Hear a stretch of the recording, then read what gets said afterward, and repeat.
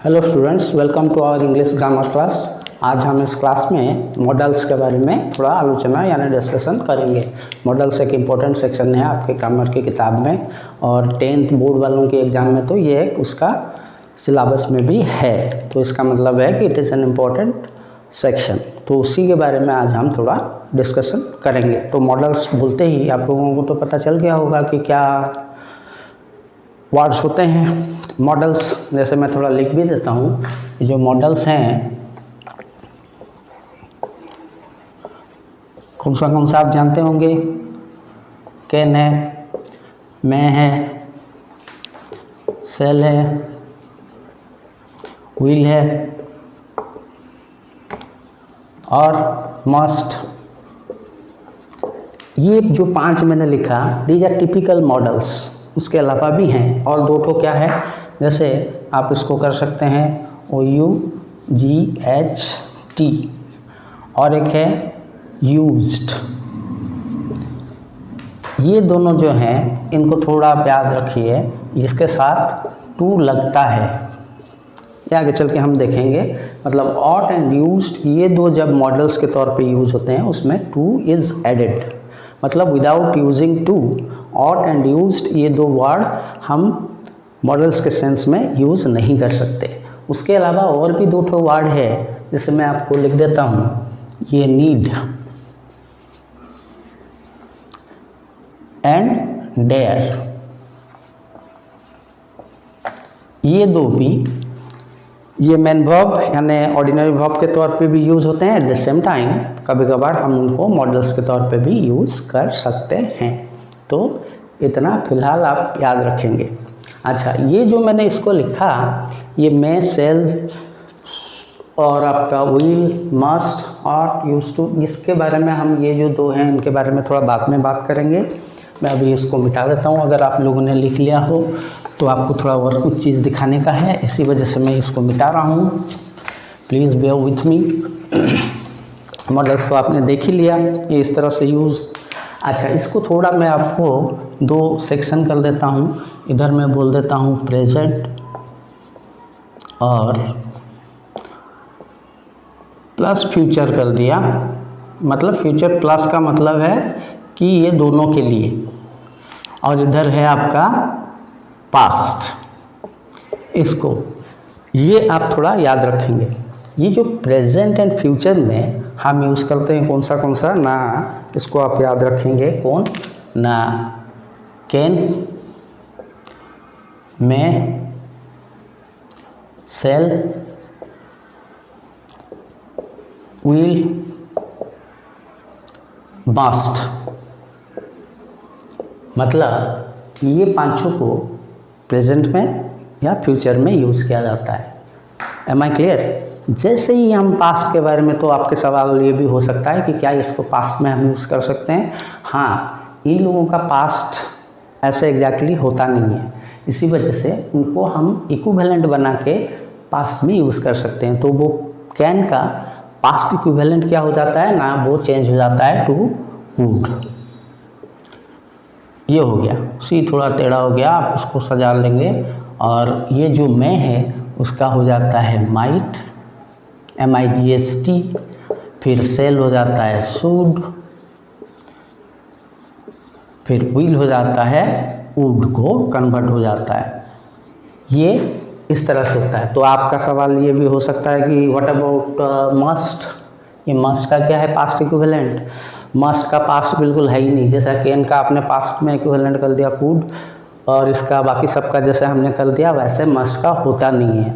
Must जिस चीज़ के लिए प्रेजेंट या फ्यूचर में यूज़ होता है, विथ जो फोर्स, जिस फोर्स के लिए वो यूज़ होता है, जिस काम के लिए वो यूज़ होता है, अगर उसी टाइप का काम अगर पास्ट में आपको दिखाना है तो उसके लिए आप क्या यूज़ करेंगे ना, याद रहे हैड टू। इसको आप ध्यान में रखेंगे। मतलब पास्ट वाला जो फोर्स की जो सेंटेंसेस है, उसी सेंटेंस को अगर हम पास्ट में रेफ़र करना चाहते हैं तो उसके जगह में हैड टू यूज़ करना पड़ेगा। हमारा हैव टू और हैड टू भी होता है। हैव टू का past tense is had to, तो वो हैड टू को आप यूज़ करके पास्ट की एक्शन को दर्शा सकते हैं। इतना फिलहाल के लिए आप याद रखेंगे। ये जो मॉडल्स हैं इनकी और एक चीज़ मैं पहले तो बोल दिया, उसके बारे में और थोड़ा जानकारी आपको दे देता हूँ। ये मॉडल्स क्यों कहलाते हैं, इसको तो आपने लिख लिया होगा, तो इसको मैं थोड़ा आपको और एक चीज़ समझा देता हूँ। इसको भी मैं मिटा देता हूँ। आपका ये जो नीड एंड डेयर लिखा था, इसको तो हम धीरे धीरे करके डिस्कशन करेंगे। ये जो मॉडल्स है, याद रहे, ओह सॉरी, ये थोड़ा ऐसे हो गया। ये जो आप जो मॉडल्स है आप याद रखें, इसको हम डिफेक्टिव वर्ब्स बोलते हैं। क्या बोलते हैं ना? Defective verbs. Modals are known as और called as defective verbs. Defective समझते हैं? डिफेक्टिव का मतलब डिफेक्टिव वर्ब्स। ये डिफेक्टिव का मतलब क्या है? आप तो जानते हैं, डिफेक्ट होना किसी चीज़ में, त्रुटि यानी गलतियाँ। ये गलतियाँ में भरा हुआ वर्ब्स हैं, इसलिए उनको डिफेक्टिव वर्ब्स बोला जाता है। इसको अगर और भी प्लेन सिंपल में मैं ये कर दूँ और सिंप्लीफाई कर दूँ आपकी समझ के लिए, तो ये क्या होते हैं? टेढ़े मेढ़े, टूटे फूटे वर्ब्स। इसी वजह से उनको डिफेक्टिव वर्ब्स बोला जाता है। इसकी वजह क्या है? कॉज क्या है, यानी रीज़न क्या है, किस वजह से हम उनको डिफेक्टिव वर्ब्स बोलते हैं? याद रहे, इधर मैं लिख देता हूँ। नंबर 1, इनका ईडी फॉर्म नहीं होता है। ईडी फॉर्म में ये नहीं होंगे। नो ईडी फॉर्म, याद है, इधर लिख दिया नो ईडी फॉर्म। दूसरा है आपको नो आईएनजी फॉर्म, ये याद रखेंगे। तीसरा क्या है? नो एस या ईएस फॉर्म। ये जो 3 मैंने लिखा आपको समझ में आया? मैं समझा देता हूँ। जैसे आप इस चीज़ को करते हैं, ये मिटा देता हूँ समझाने के लिए। मान लीजिए आप एक वर्ड लिखे, एक वर्ब लिखे प्ले। ये एक वर्ब है और एक ऑर्डिनरी वर्ब है। तो ये प्ले जो हम करते हैं उसकी मैं ईडी फॉर्म कर सकता हूँ, तो वो क्या हो जाएगा ना? प्लेड। ये इधर ईडी जोड़ दिया, this converted into simple past, मतलब V2 फॉर्म में गया। This is V1, this is V2, ये फॉर्म में ये चला गया। अच्छा, फिर दूसरा मैं ये बोला कि जैसे प्ले है, प्ले का हम ING भी कर देते हैं, तो वो हो जाता है प्लेइंग। इसको आप नाउन के तौर पे भी यूज़ कर सकते हैं, वर्ब के तौर पे भी यूज़ कर सकते हैं। जैसे playing is my pass time, और वी आर प्लेइंग गेम्स, ये हम करते हैं। तो व्हाट इट मीन्स इज़, ये जो प्ले ऑर्डिनरी वर्ब है, इसकी हम ING फॉर्म में बड़े आराम से कर सकते हैं, लेकिन this is not possible in case of models. Models में ये चीज़ बिल्कुल होता ही नहीं है। ठीक है। अच्छा, तीसरा क्या है मैंने आपको बोला, तो ये फिर मैं थोड़ा मिटा देता हूँ तो आपको लिखने के लिए मुझे सुविधा होगा। तो तीसरा मैंने बोला नो एस या ईएस फॉर्म। जैसे प्ले में हम करते हैं प्लेज की गो का गोज कर देते हैं, तो इधर मॉडल्स में कभी ज़िंदगी में ये एस या ईएस नहीं लगेंगे। This means can, can not be, could और मैं, मैड, ये ऐसे नहीं होगा, यानी सेल, सेल्ड ऐसे नहीं होगा। Are you clear? सिमिलरली उसका मेइंग, कैनिंग, मस्टिंग इस तरह से बिल्कुल नहीं होता है कि कैंस, मैज इस तरह से एस फॉर्म में नहीं होता है। That is why they are called defective verbs. मतलब उनके अंदर कुछ चीज़ मिस हो रहा है, they are missing something and they desperately want something in them, मतलब something wanting still remains to be added to them, तभी जाके वो हो सकता है कि वर्ब्स में बन जाते, लेकिन ऐसे हो ना पाए। इसी वजह से इंग्लिश ग्रामर में उनको डिफेक्टिव वर्ब्स की दर्जा यानी स्टेटस मिला। कभी कभी किसी किसी ग्रामर बुक में आपको वो मॉडल ऑक्सिलरीज के तौर पे भी प्रेजेंट किया गया है। तो जो भी हो, वो वर्ब में एक अलग स्पेशल क्लास ऑफ वर्ब्स के तौर पे देखे जाते हैं। जिनका ये समस्याएं हैं, इसीलिए उनकी ट्रीटमेंट भी थोड़ा अलग होता है। Am I clear? Now let us come to the usage of this modals, जो आज मैं आपको थोड़ा बता दूंगा किसके बारे में, ना, कैन में। ये दो आप थोड़ा याद रखेंगे।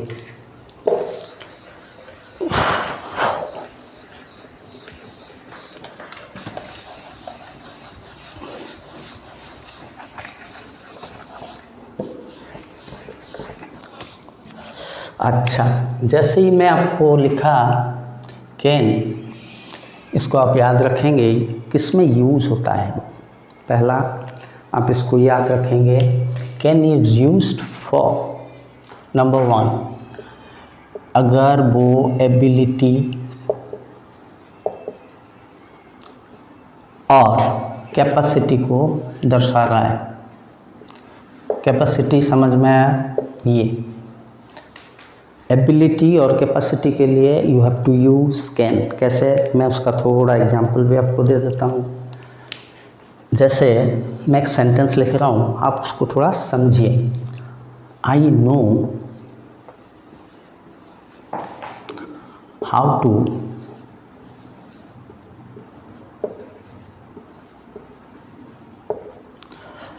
मान लीजिए मैं ये सेंटेंस लिखा, I know how to swim, मतलब ये नो हाउ टू स्विम।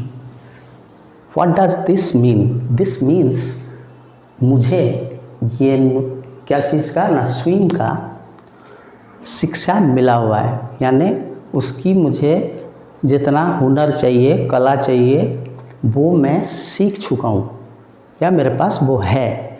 इसी वजह से दिस बिकम्स, मतलब मेरे अंदर क्या है ना, हैव डेवलप्ड द एबिलिटी, वो हो जाता है एबिलिटी।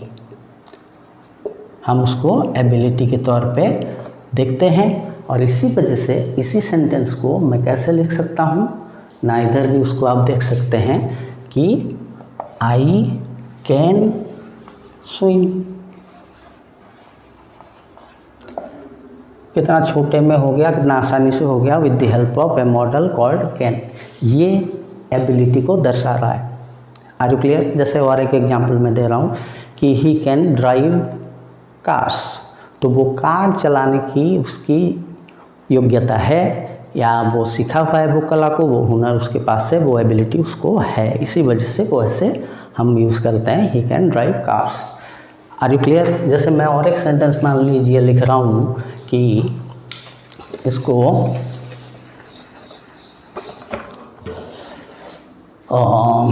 he can drink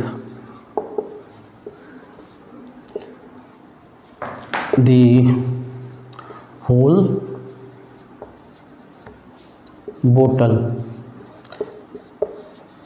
अरे बोतल का मतलब बोतल नहीं, वो नहीं, बोतल मतलब कोल्ड ड्रिंक्स, बोतल ऑफ कोल्ड ड्रिंक्स, ठीक है। होल बोतल ऑफ कि वाटर कर दिया, कि मिल्क कर दिया, तो वो हो जाएगा क्या ना, ही कैन ड्रिंक। दिस शोज इसकी कैपेसिटी। ये जो मैं लिखा कैपेसिटी, ये जो ड्रिंकिंग पूरी बोतल की पानी या कोल्ड ड्रिंक्स वो जो या मिल्क या उसको पी लेने की, उसके अंदर वो कैपेसिटी है। इसी वजह से we can write it, he can drink the whole बोतल ऑफ वाटर, मिल्क और juice, blah blah blah blah, जो भी आपको डालने का है डाल दीजिए, वो पी लेगा। Am I clear? ये दर्शाता है। Are you clear? ये वाला चीज़ इतना इसकी। अच्छा, फिर आते हैं जो दूसरा पार्ट है, ये तो आपने कर दिया। दूसरा है, इसकी जगह मैं दूसरा बना देता हूँ, वो है क्या ना, परमिशन।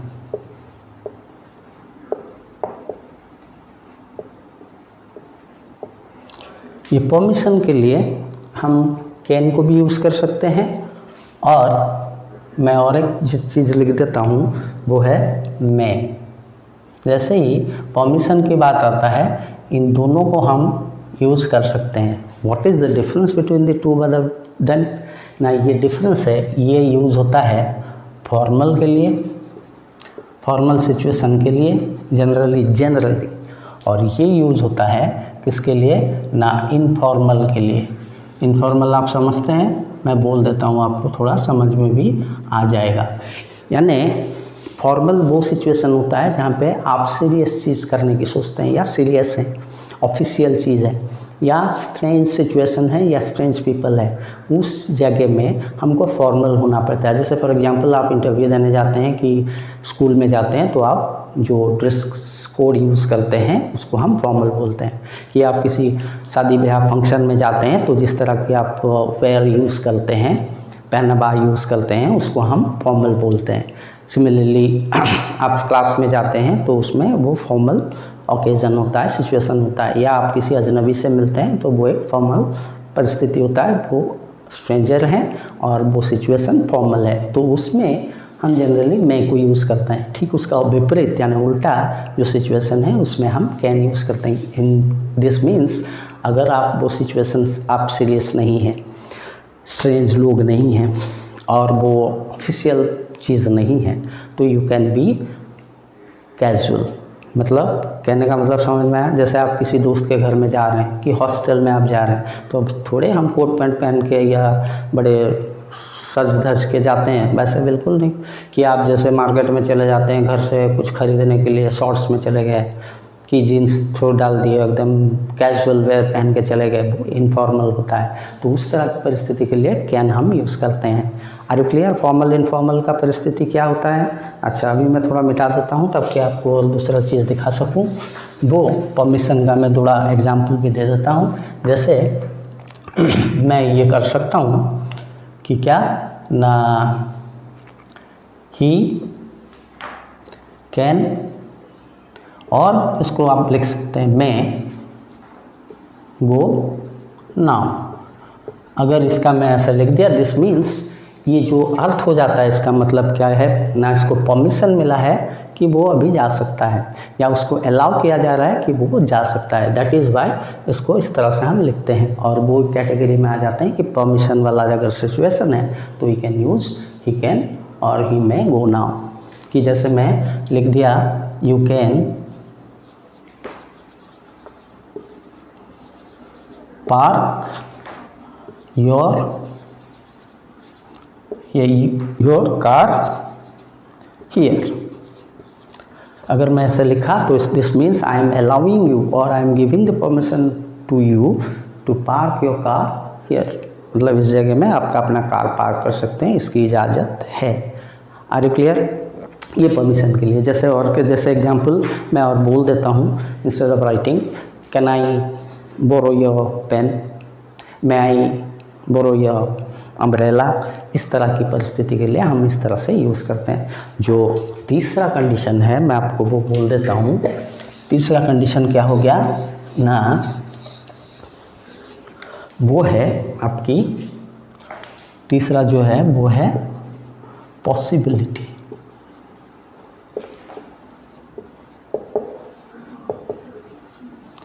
ये जो पॉसिबिलिटी है, मतलब पॉसिबिलिटी आप समझते हैं जो पॉसिबल, संभावना को जब दर्शाते हैं। ये पॉसिबिलिटी में आप एक चीज़ नोटिस करेंगे, जब पॉसिबिलिटी के लिए हम जो सेंटेंस बनाते हैं अगर वो एफर्मेटिव है, एफर्मेटिव समझते हैं, हाँ एफर्मेटिव अगर है तो उसमें आप मैं यूज़ कर दीजिए। उसी टाइप की सेंटेंस की कॉरस्पॉन्डिंग इंटरोगेटिव और अगर वो किस में है, नेगेटिव में, तो उसके लिए आप कैन यूज़ कर दीजिए, तो मामला बड़े आराम से निपट जाएगा। मैं आपको थोड़ा एग्जाम्पल लिख के समझा भी देता हूँ।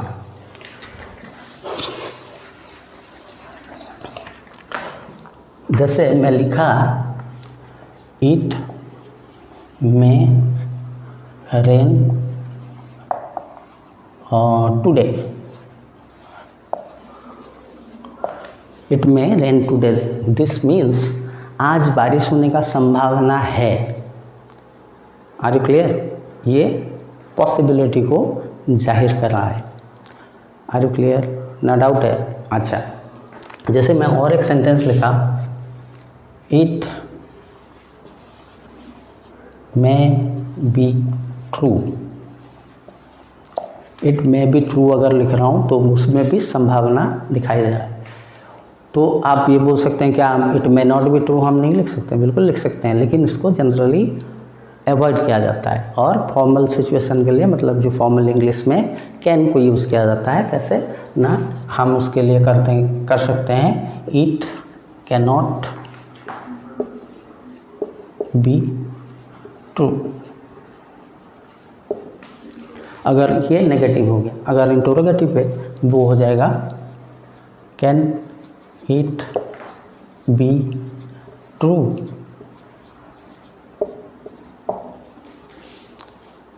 Are you clear? तो ये इस तरह से हम करते हैं संभावना को जाहिर करने के लिए। यहाँ पे जो डिफरेंस अगर आप देखेंगे, मैं और एक सेंटेंस लिख देता हूँ, आपको समझ में आएगा वो चीज़ क्या मैं बोलना चाहता हूँ, जो आपको मुझे लगता है कि समझ में आया हो, फिर भी मैं बोल देता हूँ आपको। कैसे ना, इसको मिटा दिया तो आप लोगों को थोड़ा आसानी होगा।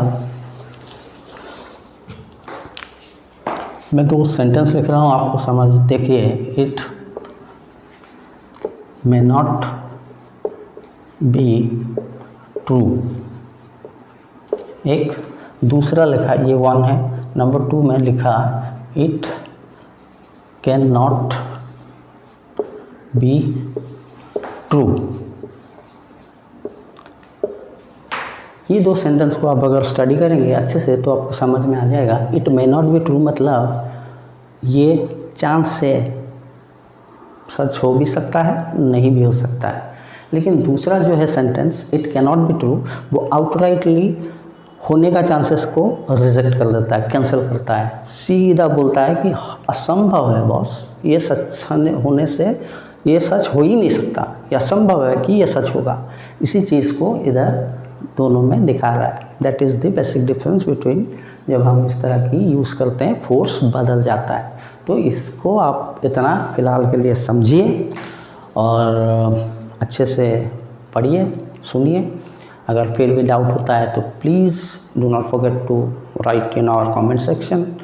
और अगर अच्छा लगता है तो please do subscribe, please do like also if possible, and share it with your friends because it is exam time।